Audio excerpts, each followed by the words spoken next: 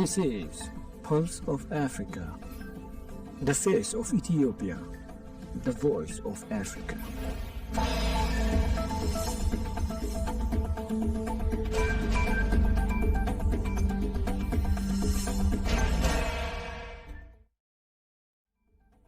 Greetings viewers, you're watching Pulse of Africa. I am Tansaya Gabriel bringing you today's latest news. First, here are our top stories for today. Peter Mutharika wins Malawi's presidential election.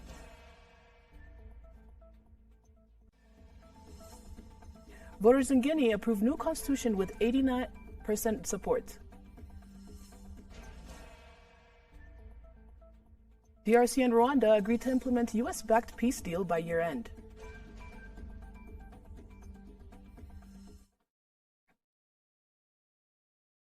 Now the news in detail. Malawi's former president, Peter Mutharika, has won the presidential election with 56.8% of the vote, securing a decisive lead over incumbent Lazarus Chakwera, the country's electoral commission announced Wednesday.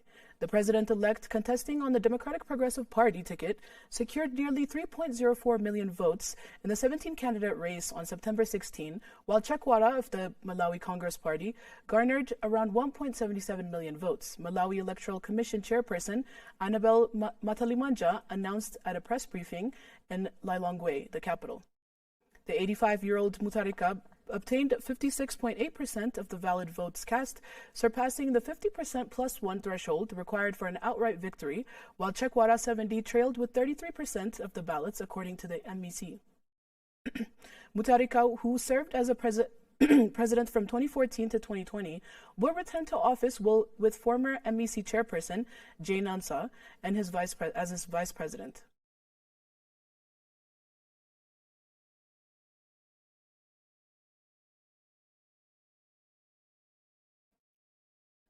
A new constitution in Guinea that could permit junta leader Mamadi Doumbouya to run for office was backed by 89% of voters, according to complete provisional results released late Tuesday.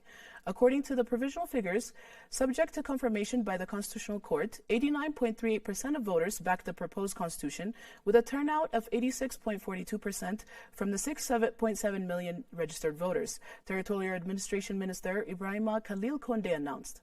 The new charter replaces the transitional framework that had barred members of the ruling junta from contesting elections, opening the door for Doumbouya's candidacy in the upcoming presidential election, expected in December 2025, though Doumbouya has not said whether he will run. The new constitution also introduces institutional changes such as longer presidential terms from 5 years to 7, renewable once, and a new Senate.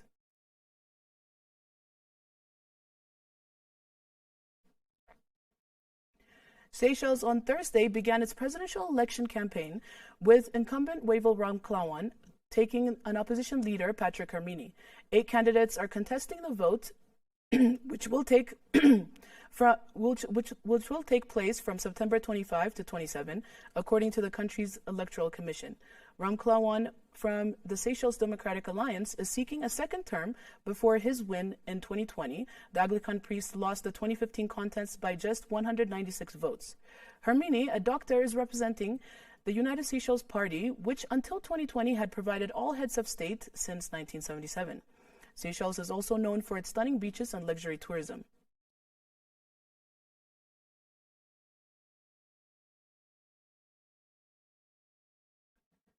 Democratic Republic of Congo and Rwanda have agreed to begin implementing security measures under a U.S.-mandated peace deal next month. The agreement, negotiated in Washington on September 17 to 18, sets October as the official start date for the phased security operations. Implementation aims to neutralize the FDLR armed group and facilitates the withdrawal of Rwandan troops by the end of this year. Foreign ministers from both countries initially signed a peace deal in Washington on June 27 alongside a meeting with U.S. officials. The deal seeks to fulfill a 2024 agreement requiring Rwanda to lift defensive measures within 90 days, synchronized with Congo's military operations.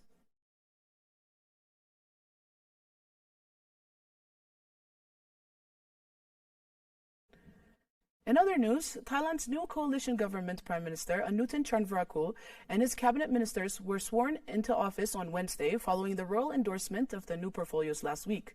The 36-member cabinet under the Bumcha Thai party-led coalition recited the oath of allegiance before an audience with King Maha Vajiralongkorn in a traditional ceremony held at Dasat Palace in the capital, Bangkok.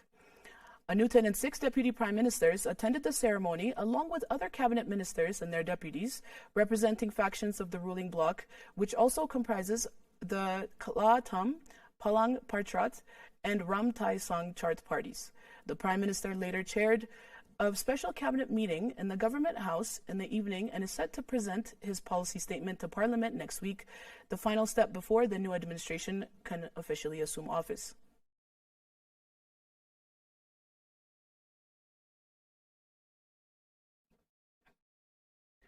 Russian Foreign Minister Sergei Lavrov and U.S. Secretary of State Marco Rubio on Wednesday reaffirmed their shared interest in seeking peaceful solutions to the Ukraine crisis, and said the Russian Foreign Ministry. The top two diplomats met in New York on the sidelines of the high-level week of the 80th session of the UN General Assembly, said the ministry. The meeting also addressed broader bilateral issues, with both sides stressing the importance of restoring political and public contacts, leveraging the momentum set by the presidents of Russia and United States to advance normalization of relations. They also emphasized the need to resume regular operations of diplomatic missions. The two sides agreed to continue constructive dialogue between their foreign policy agencies, said the ministry.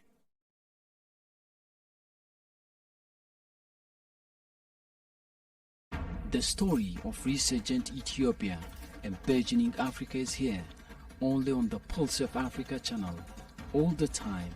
Pulse of Africa, the face of Ethiopia, the voice of Africa.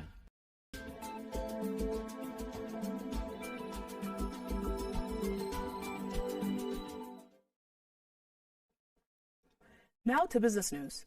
September 25, Italian energy group Eni has completed the sale of a 30% stake sale in the Ivory Coast Baleine offshore project to global commodity trader Vital, it said in a statement on Thursday.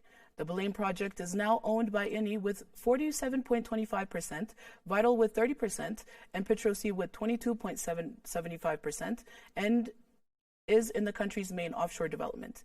The Ivorian field was discovered in 2021 and now produces over 62,000 barrels of oil and more than 75 million cubic feet of gas per day from phases 1 and 2. With the launch of Phase 3, production is expected to rise to 150,000 barrels of oil and 200 million cubic feet of gas per day. According to Eni, the move fits into a strategy of optimizing its upstream portfolio by accelerating the monetization of discoveries through the divestment of equity stakes, the so-called dual exploration model.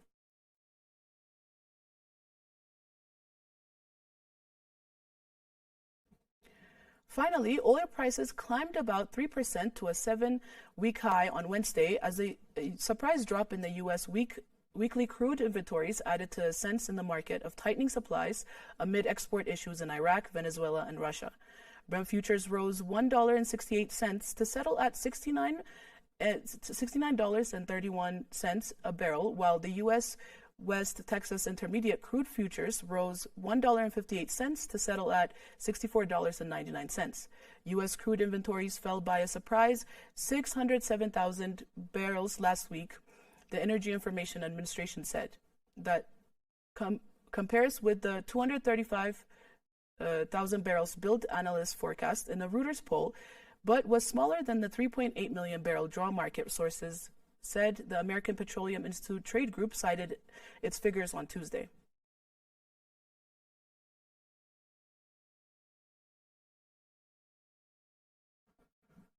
Before we close, here's a quick look at the latest global commodities prices.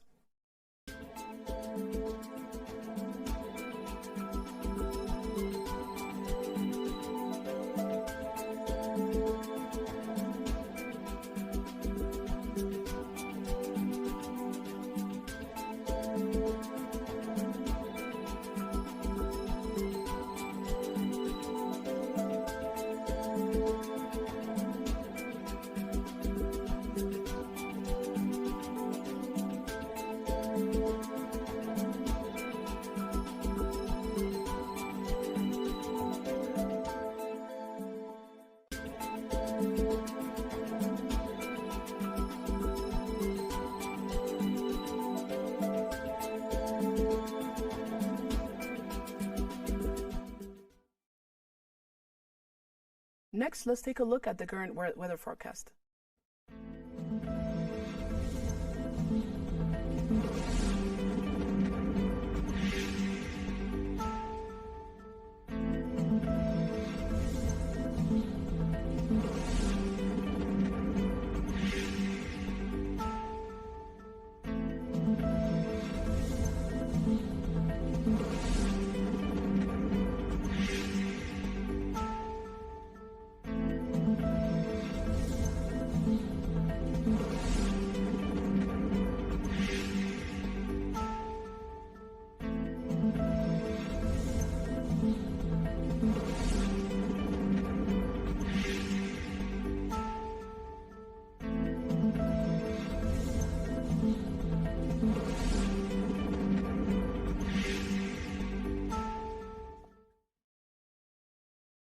That's all from Pulse of Africa today. Thank you for being with us.